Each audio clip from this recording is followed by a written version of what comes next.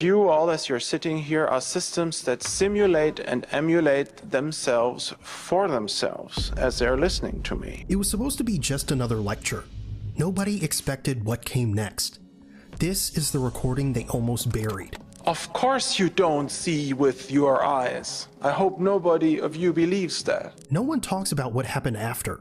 Some call it a glitch, others a mistake. But the recording still exists.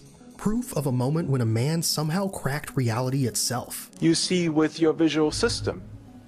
But on the user surface, so to speak, on the top level, there is this abbreviated short story. The system tells itself that it sees with its eyes.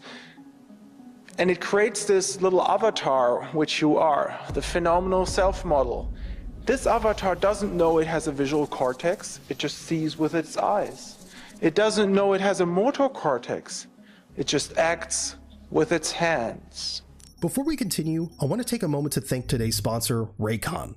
Black Friday week is literally starting in 2003, a quiet philosopher walked onto a stage in Germany and said something that should have stopped the world, but it didn't.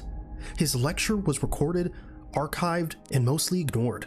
Too abstract, too strange, too dangerous. He didn't speak like a scientist or a preacher. He spoke like someone dismantling reality one word at a time. There is no self, he said. You are not someone inside your head. You are the head's own hallucination. His name was Thomas Metzinger. And after that night, nothing about consciousness could ever be the same. Given all this, isn't it true that the self is an illusion? I think it is not true because it contains a logical mistake.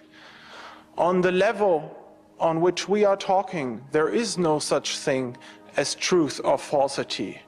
Yet, there is no body who could have an illusion in this system.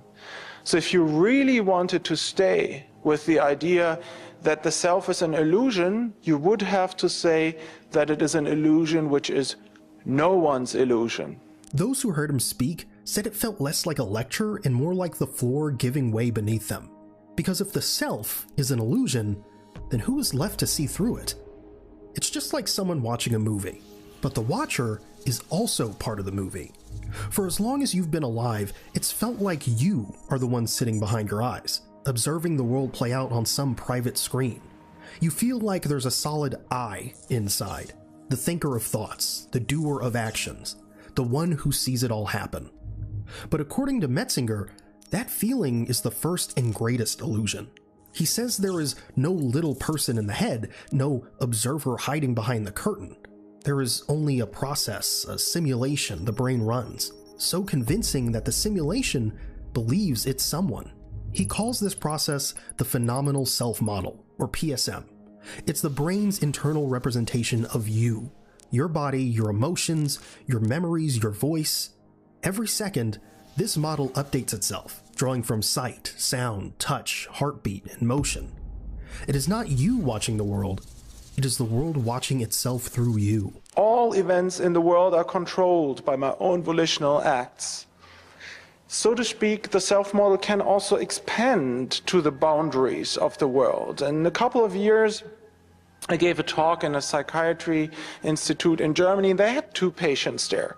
One of them was standing by the window all day making the sun move, experiencing every little movement as self-caused. And the other guy was looking down into traffic, making the cars drive, the puppets walk, turning the traffic lights on and off. So there are phenomenal states in which every event that is consciously experienced is experienced as self-caused. And of course, every modern philosophy of mind has to account for all these phenomena, or it is not an interesting theory of mind. In plain words, your brain is running a movie, but it hides the projector. Metzinger calls this hiddenness transparency. You don't see the screen through which the world appears, you only see the world. That's why you can't step outside of your experience, because the thing you'd step outside with is part of the same illusion. Your sense of being someone is just the system monitoring itself from within, like a mirror trapped in its own reflection. A standard philosophical definition will say that only content properties of certain representational structures used by the brain are available to introspection. The vehicles, as philosophers say themselves, the physical states, employed by the system are transparent. That is, they do not represent the fact that they are representations on the level of their content. Just look at these flowers here. We would say as philosophers this is a phenomenally transparent representation because you introspect your perceptual processing as hard as you want to. You cannot recognize the fact that this is all a state in your visual system. You cannot see the representational state itself, and that is why you are a naive realist. You have the feeling you are in direct and immediate contact with reality. We are systems that, so to speak, look through their own representational structures as if they were in direct and immediate contact with their content. Your brain doesn't know you, it only pretends to.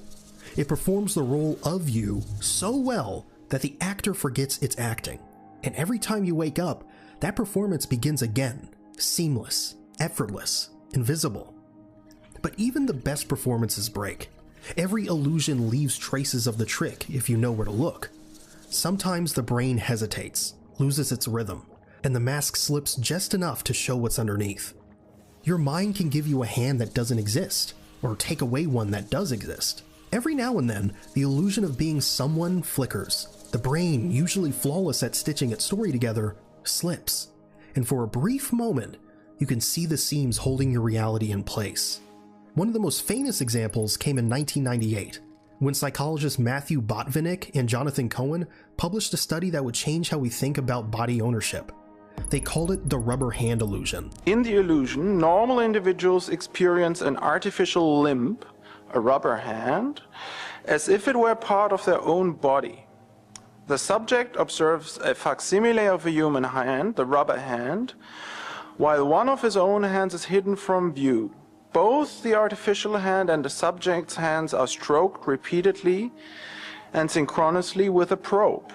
The green and yellow areas indicate the tactile and visual receptive fields, respectively, for neurons in the premotor cortex. You see something shifts. The subject experiences an illusion in which the felt touch is brought into alignment with the seen touch. This brings the visual receptive field into alignment with the rubber hand, resulting in activation of premotor cortex neurons. A few years earlier, neuroscientists Vili and Noor S. Ramachandran and D. Rogers Ramachandran published a paper on something equally uncanny called phantom limbs. Many amputees continue to feel pain or movement in limbs that no longer exist. How many of you have heard of these mirror experiments, mirror synesthesia? You have these people who have an amputated arm and they have a phantom limb. And usually that phantom limb will go away within a couple of weeks with a so-called telescoping effect. The phantom limb could become smaller, you can make a fist and a stump and then it disappears. Some people, however, have a hurting phantom limb that is paralyzed and stays up to 12 years. And how do you cure pain in a non-existing limb? Ramachandran's solution was a mirror box. When patients placed their intact limb in front of a mirror and moved it, the reflection gave the illusion that the missing limb was moving too. The result? Relief. The pain faded, and the frozen phantom began to move. The mirror didn't heal the body, it healed the brain's map of the body. In both cases, the lesson is the same. Your sense of self is elastic, not fixed. The brain edits reality to keep the story consistent, even if it has to lie to you. And when it lies perfectly, when every single line's up, you call it truth. However, sometimes the story breaks completely. The illusion doesn't just flicker, it vanishes. The actor walks off stage and yet the play keeps going without him. Think about it for a moment. What happens when people lose themselves? There are moments when the center of consciousness, the feeling of being me, simply slips away.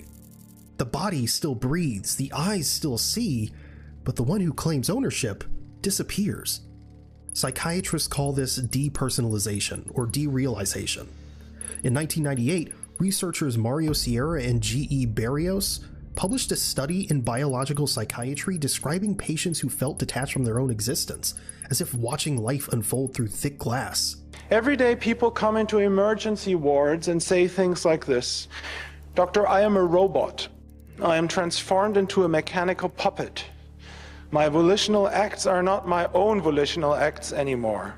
You have that in depersonalization. You feel remote controlled, and you lose what German philosopher and psychiatrist Karl Jaspers called Vollzugsbewusstsein, executive consciousness, the phenomenal experience not only of initiating an act, but of carrying it through.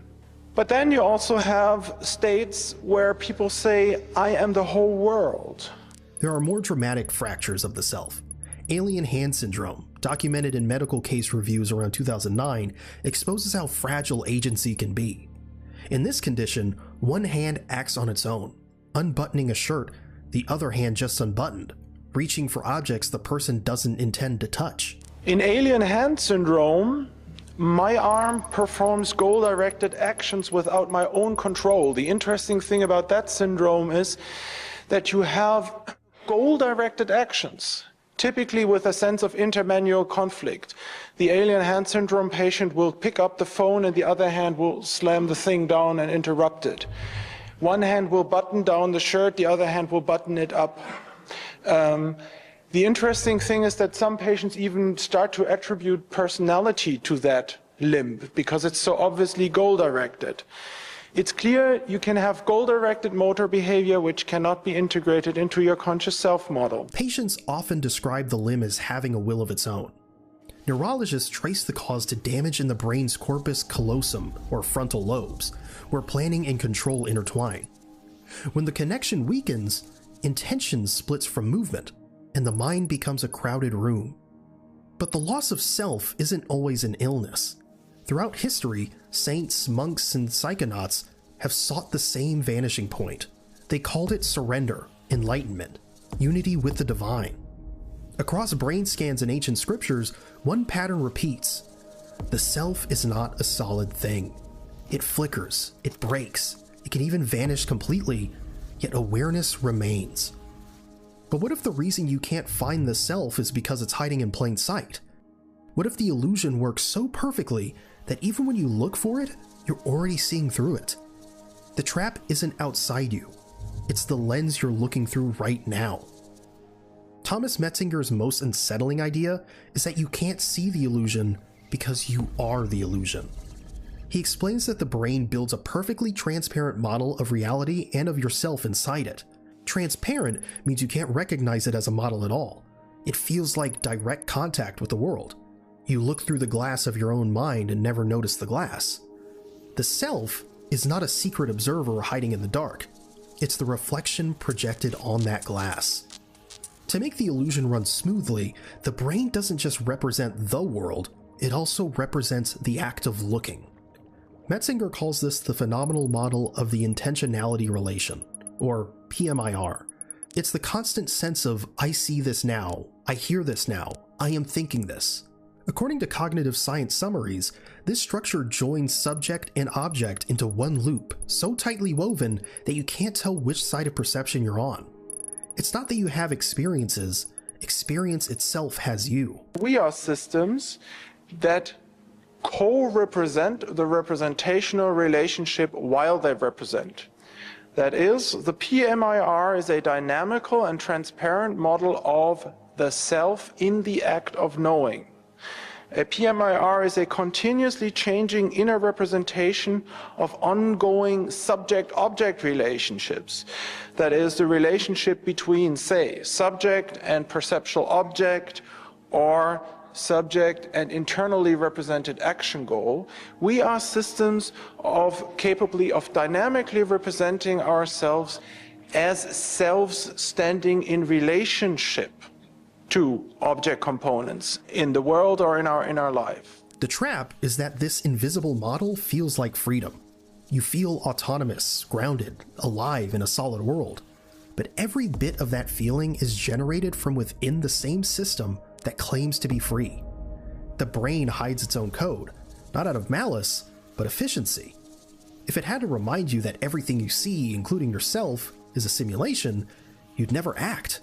You'd freeze between thought and movement, trapped in awareness of the trick. So it keeps the illusion seamless. The philosopher once said, "The perfect prison is the one that feels like freedom." We spend our lives inside that prison, calling it reality, calling it me. Because strictly speaking, nobody is ever born and nobody ever dies.